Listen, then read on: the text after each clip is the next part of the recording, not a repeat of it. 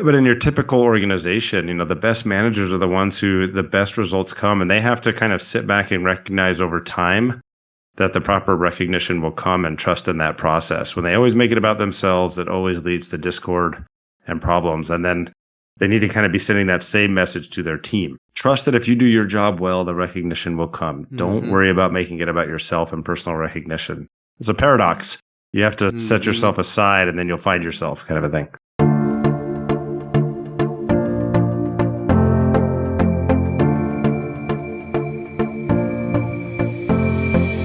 Welcome to Manage This, the podcast by project managers for project managers.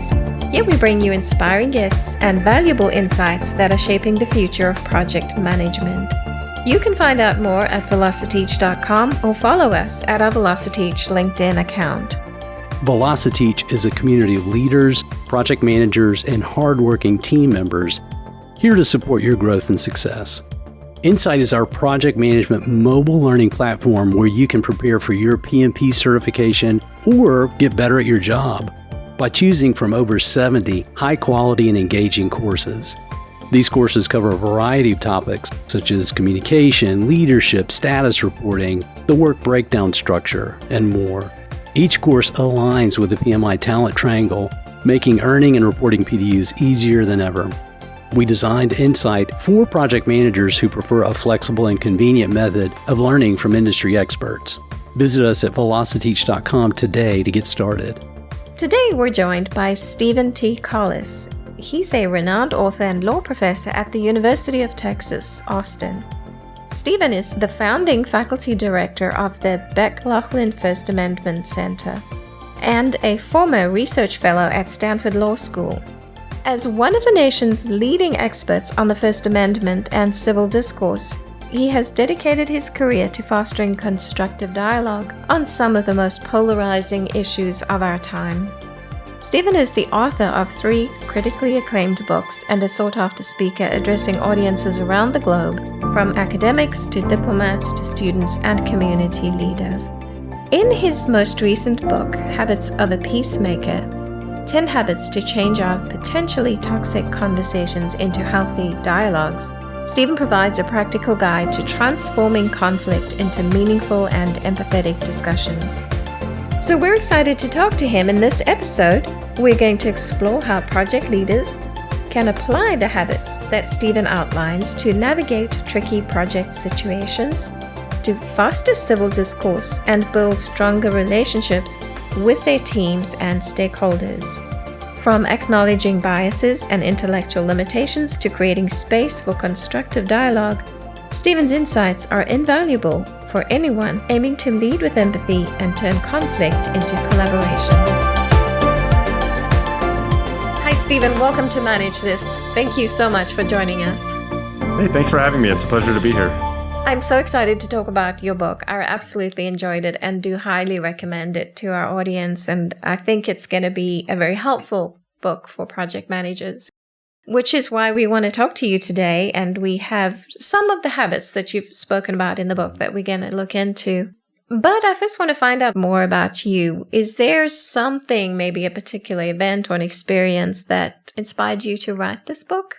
I wouldn't say it was one particular event or experience, but it was more kind of what I talk about in the introduction, which is I am a First Amendment law professor. And so I travel all over North America and really all over the globe talking about the freedoms of the First Amendment, which of course are religion, speech, press, assembly, and the right to petition the government.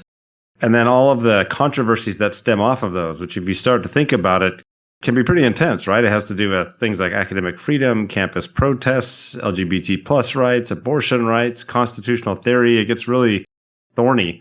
And what I found was as I was traveling around and talking about these topics that I and the people with whom I was having conversations could have robust, healthy conversations about these topics despite deep, deep, deep disagreements.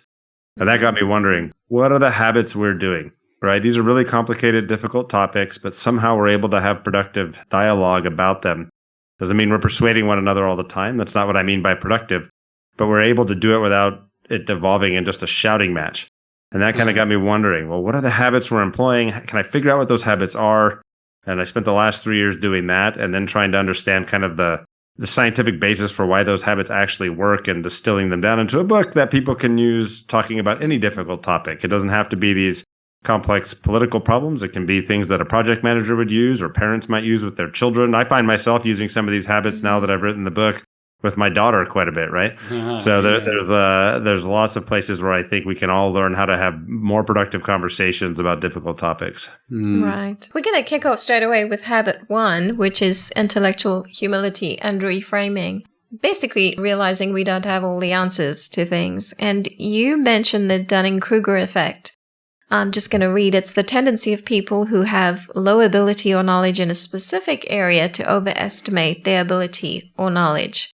So in project management, this kind of overconfidence can lead to costly mistakes when people also don't want to admit what they don't know and assume that they know a lot. So how can acknowledging that knowledge gap help us to make better decisions and foster more productive team discussions? Well, I think, if you're a project manager, one thing you probably have to realize, depending on the size of the project and type of the project, is there's going to be all sorts of expertise needed to finish something that you may just not have. And that requires a little bit more of asking questions of the people who do have the expertise, deferring to people who have the expertise and allowing them to thrive within their sphere, right? I think those types of skills are critical. Someone who wants to micromanage everything but doesn't have the expertise to do it often ends up in a really bad place and can really negatively affect an outcome. I see that in almost every area of life. It doesn't have to be a project manager, but it really is this problem of assuming we really understand something when we don't. There's nothing wrong with just admitting, this is outside my expertise, it's within your wheelhouse, I need to rely on you, and then treating people accordingly. That's so true. It requires some humility, right? For project managers, many times those of us that end up in that profession, we're controllers. Some may even call us control freaks. So we could have blind spots about areas that we don't know as much as we think we know. So it requires some humility and some transparency with the team. Humility, that second part, transparency, I think is critical because it's humility, but it's also not being afraid to acknowledge that you've assembled a team in part because of their expertise. And it's okay if you as the manager don't have all the expertise. No one expects a manager or a CEO of a company or anyone to have all the expertise needed to run a large organization or a large project. That's just not realistic. And just recognizing that and being comfortable with that is okay. I want to talk about reframing conversations. For a project manager or a leader to reframe a contentious discussion when there's something going on and it's going to cause problems between people, how do you advise reframing in a conflict situation? Where I start off by emphasizing is the importance of framing the conversation before you have to reframe. So for the project manager and you're starting the dialogue, framing it in a way where you can, for example, let's say you've got to bring in 3 people or 3 departments who are supposed to work on something together, ensuring that everybody understands that we're all on the same team and we're aligned with one goal, and then defining the problem in a way so everyone sees how they're aligned with trying to solve it. Sometimes people will frame problems in a way that makes it seem as if the various departments or the various people are at odds with one another.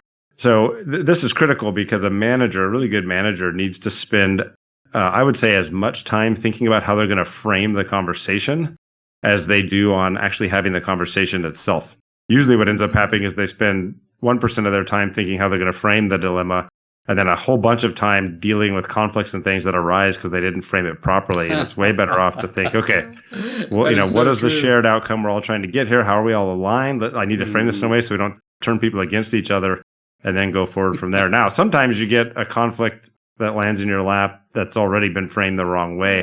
And a good manager needs to help everybody take a step back and say, wait a minute. One way you can do this is harkening back to intellectual humility. The manager can say, look, I'm not sure I fully understand what's going on here. So let me try to rethink this and you guys help me out. And then present a problem that the two sides who have a conflict are then trying to solve together. That's a really good way to kind of help bring people together on something. That's so funny. I'm just laughing, thinking of examples of, as a leader of a team, I'm setting the team up, not in a good way. If I say something like, hey, I brought Lisa in from the risk assessment department because we need some help with blah, blah, blah. Their initial reaction's probably, okay, what did we do wrong? What could we not figure out? Or what's the problem that we couldn't solve? So yeah, framing before I have to reframe. That's a true. very good, I really got to think about, okay, if I do need help from someone outside, and it happens to be Lisa, then how do I set that up in a way that the team gets it and embraces it and they're aligned on the same problem? It's not a us versus that other person type situation. We didn't mess something up. We're just Right. Yeah. trying to People solve are this inherently together. insecure, right? So if you bring in Lisa, you've had two other departments, let's say with Mike and Jeff running things, you bring in Lisa and you frame it as if you gotta be very careful because even you might do this subtly without saying it. You might frame it as if you two have been screwing up and bringing Lisa in here to Exactly. solve what you did. Like, no. Yeah.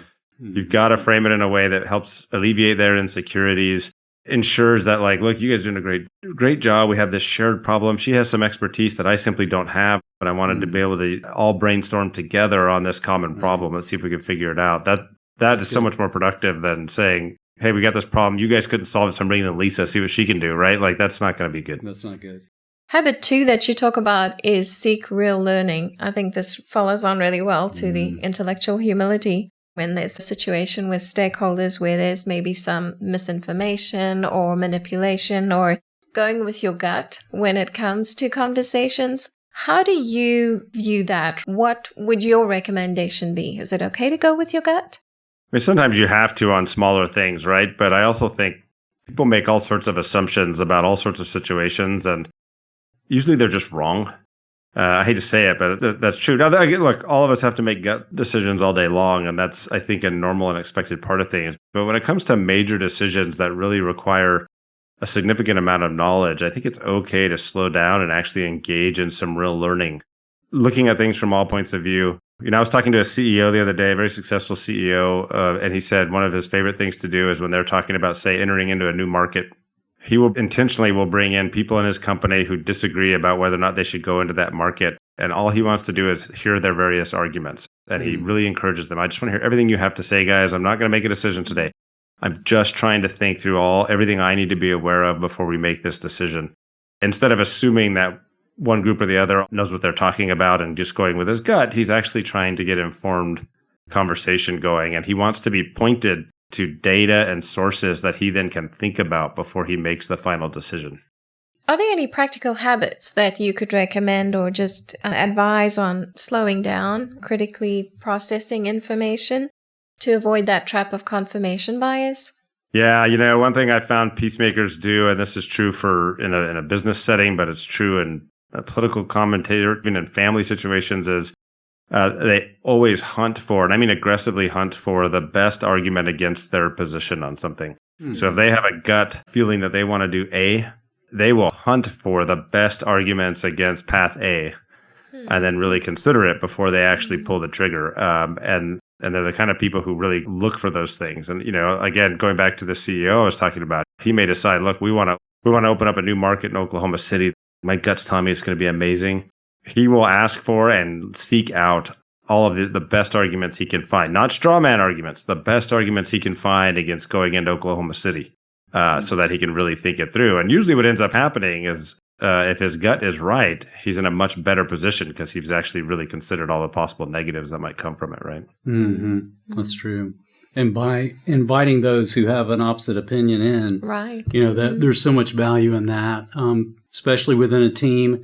Even if it's somebody outside my team, but if my team sees that, okay, this was a serious enough thing that I researched, that I made sure that I got opposite opinions and seriously considered those, then they're going to respect my decision, my leadership even more.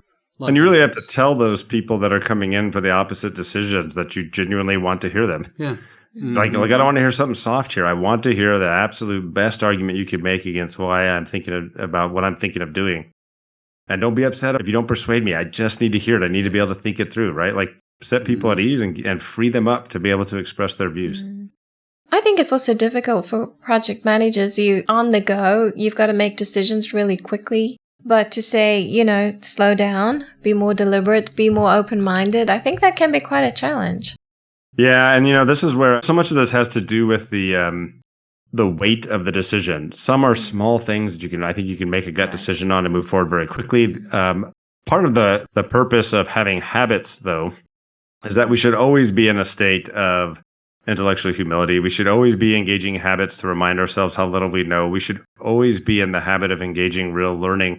If you're in those habits on a day-to-day basis, it allows for faster decision making. What's the challenge is if you're not in any of those habits and then a big decision comes along and then you have to kind of force yourself to get into the habit of having considered, say, opposing arguments. Hopefully you're doing that all along, all the time, and everything you're doing, and then that actually speeds up the decision-making process. I really liked habit 3, where you said assume the best about people. That's a challenge sometimes. You're talking to someone and you're assuming the worst, not really looking behind what they're saying. Can you talk a little bit about that, about not assuming what other people's motives are and to be more productive and open-minded? Yeah, most of us, I have found, strut around the world thinking there's 3 kinds of people. There's the people who agree with us on any issue, and then there are fools and there are monsters. And, we tend not to recognize that there might be people who disagree with us and they might actually have good underlying reasons. And it doesn't mean that the world's not filled with fools and monsters. There are fools and monsters out there. But my experience has been people who are good at having productive discourse don't start with the assumption that people who disagree with them are fools and monsters. They kind of make them prove it, right? By asking questions, trying to understand. And it may be that as somebody disagrees with you and you start to try to understand, what you find out is that they really are kind of a fool, or maybe they do have nefarious motives, right? You can see a world where you're working in an organization and someone's solution to something is, well, we should lay off these 5 people. And what you find out is what they're really doing is acting out of self-interest, trying to protect their own job. Okay. And that's not a good reason. But to assume that's where they started, they might have a really good reason for wanting to lay off these 5 people. And it's something you should be really considering. The only way to get there is don't start with the assumption they're a bad actor. Start with the assumption that you don't know what their motivations are and try to understand those motivations and then go from there. Yeah, that was a big lesson for me, I think, coming from a different culture. When I immigrated here, there were many times that people would say things to me, and it was easy to go to that place of, I can't believe they just said that to me. Whereas it was a cultural thing that was just a normal way of saying something, but to me it was incredibly offensive. And so I had to really try and assume the best, that what they said wasn't what I was hearing, Well, and that's a really good habit to get into, is when someone says something to you that you think, wow, that was mean, it was offensive, they were accusing me of something that was really bad, is to actually get yourself out of your mind. And sometimes it's helpful to use a journal to do this, or just your notes in your phone or something. You write down what they said and ask yourself, what are all the other possible ways I could interpret this? And sometimes what you might end up finding is that your initial gut reaction is driven maybe more by your insecurity, or like you pointed out, a cultural difference, than by it really being like a negative comment, Right. Because that's probably not what they meant. That's a good tool for marriage too. He probably didn't mean that. Yeah. Actually, I think I write this in the book. I'm not sure if I do or not, but my wife and I have now been married 25 years. Very, very, very happy, low conflict marriage. And one of the best things we ever did is at the very beginning of our marriage, my wife had this brilliant idea. She said, we should always assume that the other person has a good reason for what they're doing, right? So, for example, if she comes home one night because she's doing something and I just left the kitchen a complete mess and she just sees me on the couch watching a football game, she can assume that I'm just being a lazy jerk. Or she can assume like, well, maybe he's not feeling well.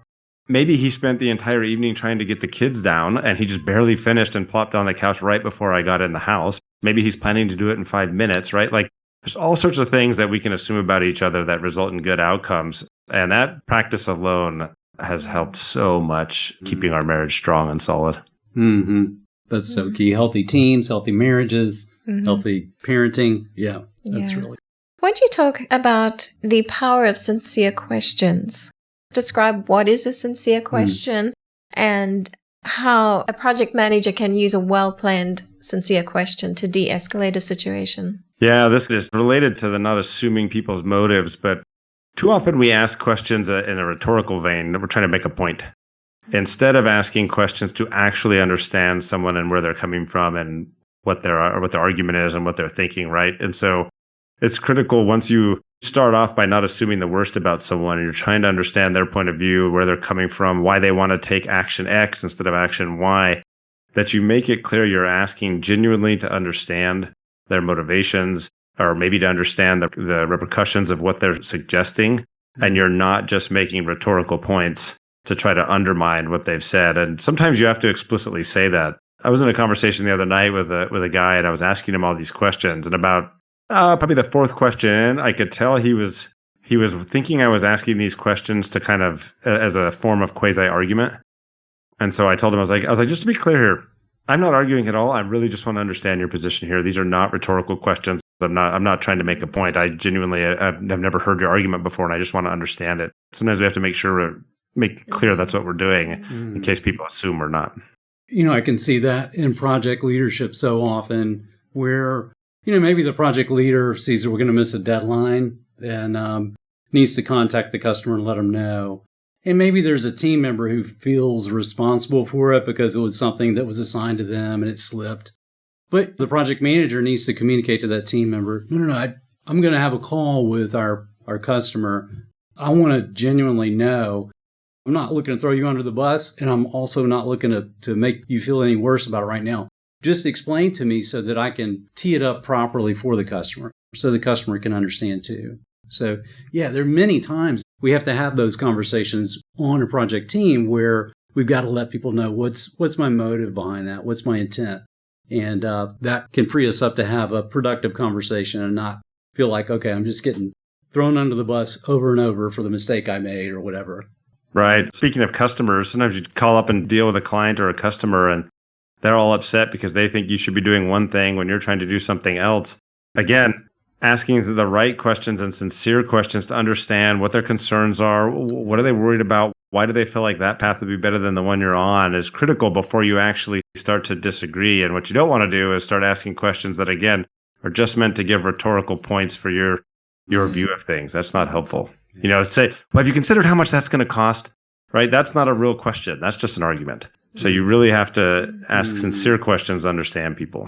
Yeah, and that's understanding their motivation. You talk in the book about researchers that suggest moral psychology influences decision-making more than pure logic. How can project managers recognize when it's emotions rather than facts that are driving someone's perspective? And how can they navigate that?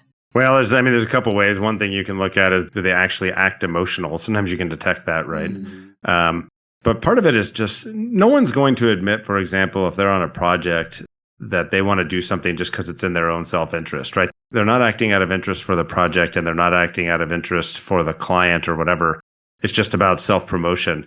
No one's going to admit that, but I think a good project manager can generally identify if someone is doing that and then try to figure out a way to kind of steer this person so that they don't undermine the whole group, and maybe continue to give them praise so that they feel valued and don't feel as insecure about needing self-promotion. And the question, of course, is how do you get there? And this requires a lot of, again, asking questions. One thing you might find out is you start to ask someone about why they want to do something. And then I should emphasize, people tend to take more extreme positions when they're communicating in a group setting. So if you're worried that somebody might not have the best motivations, or you can't quite pin down why they feel like they want to do something, it's often good to have a one-on-one conversation and talk to them where they don't feel like they've got to put a show on for everybody else, right?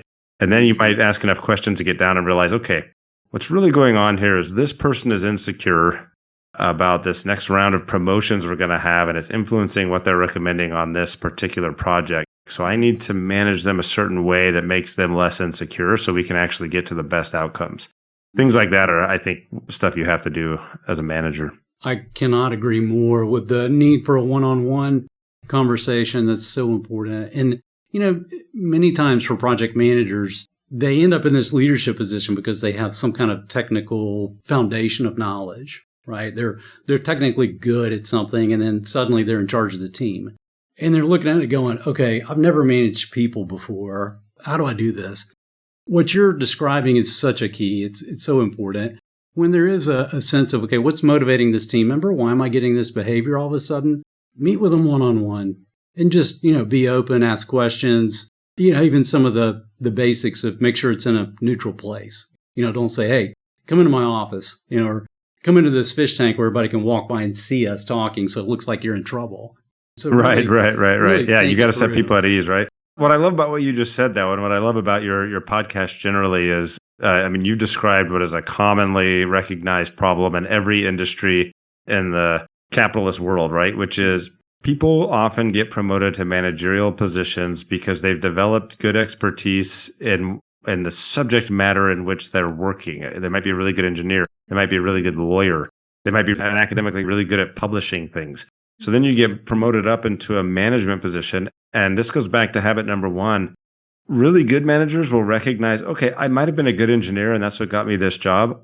I know nothing about management, right? Have you taken a class on management? Have you ever done anything to actually understand management? And if you can start with that place of intellectual humility and then start listening to podcasts like this one and reading books about good management practices and learning how to communicate, what you'll recognize is, all right, I'm a good engineer. Now I need to spend the next few years learning how to be a good manager. And it's a whole new field I need to study. Most people don't. They really struggle with that. They just assume, I was a good lawyer, I'll be a good manager. And those two things do not translate even a little bit.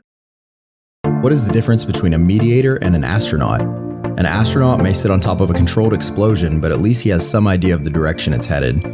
We probably all experience some level of conflict many times a week, and it can happen so quickly. In an instant, teams that are meant to be helping each other end up locked in conflict. At work, you can't just cut someone off and not deal with it. And in a professional setting, your reputation is also at stake. When it comes to conflict, a good piece of advice I've been given is to not deal with it when you're in a highly emotional state. Step back and try to cool off. Conflict at work isn't fun, but it doesn't have to derail you. On your teams, you might see two different types of conflict. There's task-based conflict, when people clash over a specific goal or action, and there's emotional, interpersonal conflict, which happens when people just can't get along. How you deal with conflict is a major factor to the success or failure of your projects. As a manager, you can create a work environment that encourages tolerance and open-minded exploration of differences. Knowing when to allow employees to work things out themselves and when and how to mediate a conflict on your own is a big part of that. If you're looking for some conflict management strategies or some steps to successfully resolve any conflict, take a look at our Insight course by Neil Witten, 7 Steps to Successful Conflict Management. This online course prepares you for successfully resolving conflict by introducing you to the causes as well as the need for conflict. Once you can identify actions you can take to change the conflict culture on your team, you'll see how conflicts are opportunities to build stronger teams. Another thing you talk about, which I've done conflict management, a little bit of conflict management training and things like that, and so seldom in that subject do they talk about forgiveness. But you talk about forgiveness in your book. Why is it so crucial for conflict resolution, and how does it help a team move forward? All day long, people are doing things that can offend us, right? I once someone had say something to me. They said, look, if someone didn't do something at work today that could have offended you, you probably didn't go to work, right? Like people all day long do things big and small. And unless it's really egregious, and egregious things happen and they do need to be confronted. I'm not suggesting conflict avoidance, but by and large, we have to forgive the small things and just move on. You know, just yesterday or 2 days ago, I had a conversation with a colleague who said something that I felt was quite accusatory of me. Like, life is too short for me to spend a whole bunch of time and energy worrying about that. Maybe they were in a bad mood. I don't know, right? But I just have to forgive and keep going. Otherwise, you end up dwelling on these past mistakes. Oftentimes, you're making false assumptions. Like you were talking about, you know, you have a cultural difference. Someone said something that was offensive. If you spend the rest of your day or week focusing on that instead of forgiving and moving on, you're going to destroy your own productivity. You're going to make those relationships that much more difficult. Forgiveness is key to everything. And it's a key to every healthy relationship. There's not one of us does not need to be forgiven for something. I'm sure I'm doing something right now that probably offends your listeners. I hope they'll forgive me, right? Like, it's just part of the world we live in. Yeah, Steve, it's so fun that you bring this up because I think of with the personalities that we encounter in projects, there's a diversity of people that are bringing value to a project team. There's going to be conflict. And when people are passionate about something, whether it's their professional practice or the output that this product's going to do, or, you know, what the result of this project or the customer, whatever, where there's passion, you know, many times there's going to be this sense of, oh man, I was out of bounds, my bad. You know, there's going to be a need for forgiveness, right? So it's such a healthy word for a healthy team. Just to know, because people they're going to have good days, they're going to have bad days.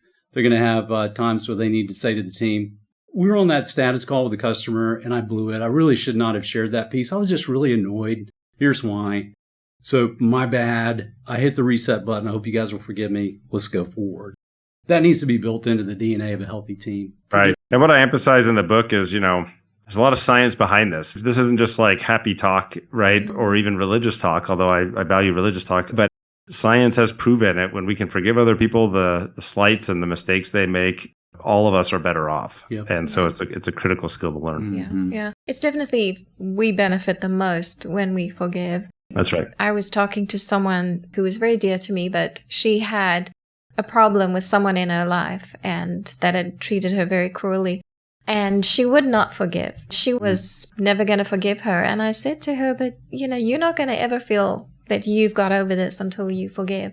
And her words to me were so upsetting because she said, if I forgive her, then she wins. Oh. I was like, whoa. Yeah. And it's important to realize, too, that forgiving somebody for a wrong they've done, and, there are real wrongs, and then there's all the kind of daily slights we're talking about. I think forgiving for daily slights should just be automatic. But if somebody truly, really wrongs us, there's a difference between forgiving somebody but still holding them accountable. Sure. Mm-hmm. Right. And we're not suggesting, for example, that if, let's say you've got someone on your team who, I don't know, they steal something, right? They need to be held accountable, probably need to be fired or disciplined or somehow. But you can also still forgive them internally and emotionally so that you can continue to move on. Or perhaps you can forgive them, but they need to be treated in a way that you're going to be a little bit less trusting next time. You have to put in some safety protocols, that kind of stuff. So, it's important people do not conflate forgiveness with allowing continued abuses, that kind of a thing. Yeah. Those are not the same thing. But psychologically and emotionally, being able to forgive someone is absolutely critical. Yeah. No, I agree with you 100%. I'm going to jump down to habit number 4. Don't feed people's worst fears. Mm-hmm. There was a lot that was really interesting here. One of it was the desire for personal recognition that can lead to friction in teams. So how can a project manager shift their focus from seeking validation to fostering a culture of shared success so that it's not just all about them? Right. Well, one thing I want to emphasize here is, if we live in a world where most people are strutting around assuming that anyone who disagrees with them are fools or monsters, we kind of have to assume that everybody thinks that we are a fool or a monster if we disagree with them, right? It goes and so the both worst ways. thing we can do is act like a fool or a monster, right? We have to make sure we're not validating those inherent fears people have. So yeah, for a project manager, I think the worst thing a project manager can do is make it all about them. I have a buddy, I won't say his name, but he's one of the leading music producers in the world. He's won something like 8 Grammys. And if I said his name, an audience looked him up, they'd all immediately be amazed. And I read once about why so many musicians, we're talking about the top artists in the world, like working with him. And one of them said, I like working with him because he makes it all about the music. It's not about him getting recognition. And so he has seen it as his role as a top producer to work behind the scenes to help the artists achieve their vision and goals and make the best product they possibly can. And he gets rewarded handsomely by recognizing that that is his role and being okay with it instead of always making it about himself, which if he had done, always wanting recognition, always wanting people to kind of shine the light on him, he actually would have ended up failing. And so, that's producer actually is a type of project manager. But in your typical organization, the best managers are the ones who the best results come, and they have to kind of sit back and recognize over time that the proper recognition will come and trust in that process. When they always make it about themselves, that always leads to discord and problems. And then they need to kind of be sending that same message to their team. Trust that if you do your job well, the recognition will come. Don't worry about making it about yourself and personal recognition. It's a paradox. You have to set yourself aside and then you'll find yourself, kind of a thing. Yes. You also suggest that stating opinions or conclusions should be like unstable explosives, offered gently and slowly. I thought that was really interesting. that. Can you talk a little bit about that? Yeah, it's funny. I live in a world where, like professors, all they want to do is offer their opinions and conclusions.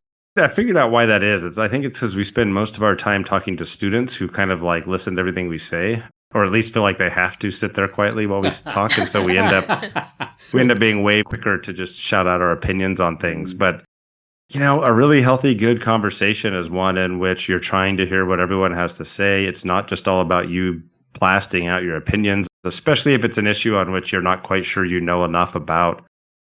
Being slower, like I say, treating it like unstable explosives, Sometimes you have to state your opinions, but make sure you've thought about it and make sure you actually know what you're talking about. You've done your digging and your research before you do it is absolutely critical. I like this point because to me it points to the leadership journey. Your maturation as a leader of people. I think you have to become more and more self-aware of this, the more whatever authority or responsibility you have. I think for many project managers, they don't realize how much, I'm going to say power, but authority, how much weight they have before their team. So they have to be really careful with overstating an opinion or jumping in with a conclusion that can shut people down or be too early in the process. They need to let it breathe. They need to let things happen and people express their opinions and really tease it out, or they're going to shut people down. And then to your point, in future projects, they won't have people requesting them. They won't have people wanting to be on their team because they've not fostered the right kind of leadership. Yeah, and it's critical because if you come in too strong, too hard, too fast, you really will shut people down. And then you have to make an affirmative effort to really work hard to get people to open up, and you can do it. And we've talked about that a little bit, but it's so much more difficult. Right. Habit 5, we talked about this a little earlier as well. Hunt for the best argument against you. Just briefly, in project teams, perhaps there's discomfort when new ideas are brought in or challenging perspectives and things like that. And how can a project manager prepare their team and themselves to not feel threatened by new ideas? Well, I think this goes back to framing, right? Like you frame the beginning of a meeting or a dialogue or something that's happening on Slack or wherever as, hey, this is going to be, say, a brainstorming session. I want to hear all ideas and arguments, disagree with one another. We're not going to take anything personal. Let's just get everything on the table for the first 45 minutes and understand all the best arguments, and then we'll go from there. But it takes a leader to kind of set that tone and make sure, and if somebody snaps at someone else, to say, no, wait a minute, remember what we said we're going to do here. We're going to listen to all the best arguments, even if we disagree with them. Let's just hear them, see if we understand them. Let's make sure we all understand them. If somebody says something that seems radical that we think is crazy, why don't we ask a whole bunch of questions to make sure we understand it first and in its best form? This is critical too, and I think I talk about this in that chapter, that oftentimes people state their arguments, but they don't state them in their best form. And a really good manager will spend the time to understand that argument and then reframe it in its absolute best form so that you're actually considering it. Because somebody might say something that the rest of the group thinks, that's crazy. That's the dumbest thing I've ever heard, right? Yeah. And then you think, well, wait a minute.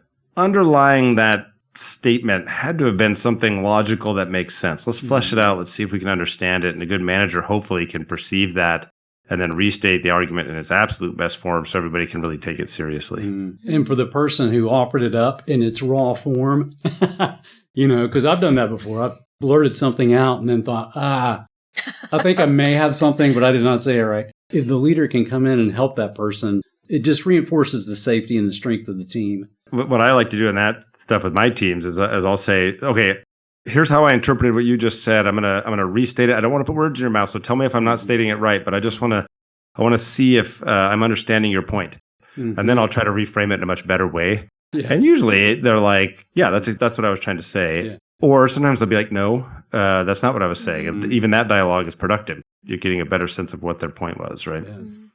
Yeah, that ties in well with Habit 6 as well, which is what we've learned about being open to change. It's the same thing, when new ideas or different topics come in. And the project leader has to kind of balance the new perspectives that are coming in, but then they also still have the project goals that they want to stand firm on. So how can you balance that, the new ideas as well as wanting to stay firm to the goals of the project? Well, it kind of relates to, what is the point of any of this if we're not going to listen to brilliant new things that come onto the table, right? We have to be willing to hear those things. And it might be you've got a project goal and some young whippersnapper just came in with an idea that's going to help you reach that goal for 60% of the cost. You'd be way under budget. Everybody's going to be praised for it. You got to listen, and then you got to be willing to say, wait a minute, I hadn't considered that. That is a much better approach here. Now let's vet it. Everyone tell me the best argument against that approach. Yeah. And then if it's better, be willing to adopt it and go forward. That happens all the time. And the worst managers are the ones who maybe they're worried that it's going to look as if because it wasn't their idea, that they didn't do a good job, or other people will be insecure that their idea got rejected. You have to kind of assuage all those egos and go with what's best and be willing to change your mind on things. Given the time of our podcast, we did not have time to go into all 10 of the habits as much as I would have loved to have talked and asked you questions on all of them. So I'm saying to our audience that if you want to find out more, buy the book. Yes. It really is incredibly helpful. So I'm going to jump down to habit 10 as our last one, which is what we've learned about embracing the discomfort of non-disclosure. Now, in a situation, in a team situation or conflict or whatever is going on, resolution isn't always immediate. How can project managers shift their mindset to appreciate that difficult conversations don't always have an instant agreement? Mm-hmm. You know, you're not always going to have a final conclusion in the first time you bring up some disagreement. How can they take steps towards a future resolution? Right. So this kind of gets to the heart of the book of what I mean by productive discourse. I define a peacemaker as someone who can have productive discourse about hard topics. And in this context, a hard topic could be any of the many conflicts that arise in a project's lifetime. Some of these conflicts are short fuse, right? We need to make a decision now. We've got to reach a conclusion. And in that instance, you do have to reach some kind of closure. But there's a lot of longer burning questions that perhaps don't need an immediate answer. And it might be enough that someone has just pointed out, hey, we need to research this type of engineering method better. That alone, just identifying that you have to research a particular question better is progress. That is productive. So the good manager will say, okay, would you please jump on that? Report back to the group on Wednesday and let's figure out from there, and being okay with that in state of affairs. Some people really struggle with that. And ideas come on the table and they feel like they've got to get closure. And my point there is, good peacemakers are folks who are comfortable with the non-closure for a little while as they continue to inch toward a solution. For project managers, eventually you always have to reach some kind of solution because you have to make decisions and go forward. Other topics, though, family dynamics, political topics, things like that, you could go a lifetime in a state of non-closure, and it's okay. I promise it's okay. If you're just making progress and getting closer to resolving the issue in your own mind, that's healthy and good. Yeah. So for that project leader to recognize a timeline, we don't have to decide today. We can decide next Wednesday, or we can decide even by Friday of next week. Yeah, it's so critical to give it some time. I'm a big fan of Colin Powell's 13 Habits. One of them is things look better in the morning. Sleep right. Talk it over. Everybody has said their opinion on something. Maybe it got heated, so maybe there's a bit of tension in the room. We need to sleep on this. And to your point, let's research it. We've got some action items to follow up on this. I think you never want to discount the value of your subconscious mind, right? Like you have a conversation, you have to make some decision that needs to be made in 3 weeks, but you've got 3 weeks, you've got some people looking into it. Tell everybody, look, let your subconscious minds kind of churn on this for a little while. We'll come back next week. We'll talk about it again, and we'll get there. I think being okay with that is a critical skill that good peacemakers have and good managers have. How can our audience get in touch with you or get hold of your book if they want to find out more?